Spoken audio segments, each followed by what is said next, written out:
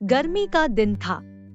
सुबह की खिली धूप में एक टिड्डा बड़े मजे से घास पर फुदक रहा था।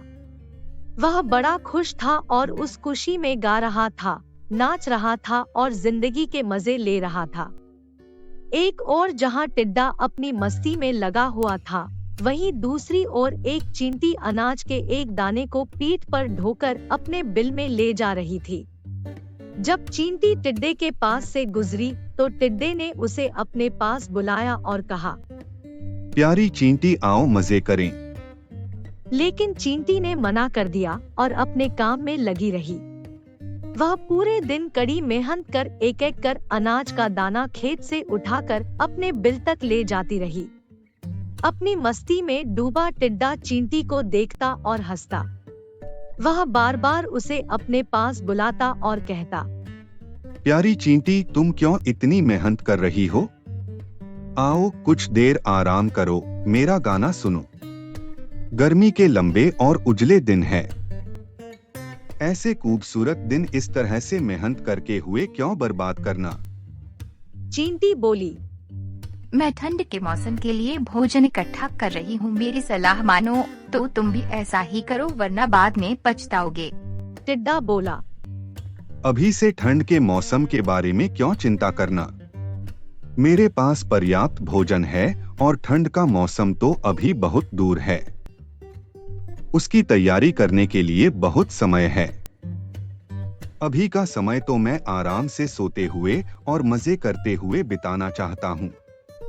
मेरी मानो तो मेहनत छोड़ो और मजे करो। टिड्डे की बात पर ध्यान न देकर चींटी अपने काम में लगी रही। पूरी गर्मी मेहनत कर उसने अपने बिल में ढेर सारा अनाज इकट्ठा कर लिया, जो ठंड के दिनों में उसे काम आने वाला था। उधर टिड्डा ठंड के मौसम की तैयारी के स्थान पर पूरे दिन नाचता गाता रहा। अपनी मस्ती में उसे होश ही नहीं रहा कि गर्मी के दिन बहुत लंबे समय तक नहीं रहने वाले हैं। जल्द ही ठंड के दिन और फिर बरसात के दिन आ जाएंगे, जो उस जैसे जीवों के लिए मुश्किल भरे दिन होंगे। धीरे धीरे गर्मी चली गई और वसंत का मौसम आ गया। फिर वसंत का मौसम ठंड में तब्दील हो गया। अब तो सूरज बमुश्किल आसमान में नजर आता।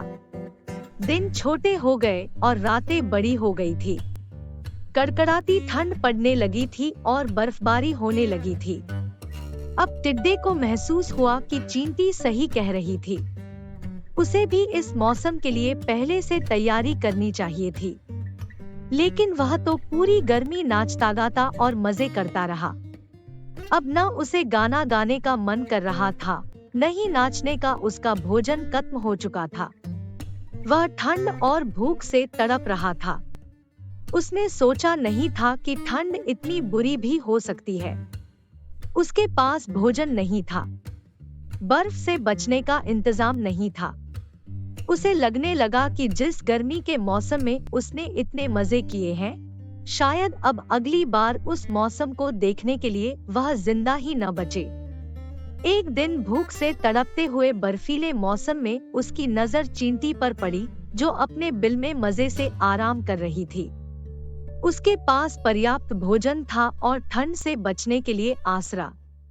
टिड्डा पछताने लगा और रोने लगा। उसे समय बर्बाद करने का फल मिल चुका था। समय का सदुपयोग करें, अन्यथा समय हाथ से निकल जाने पर पछतावे के सिवाय कुछ हाथ नहीं आता।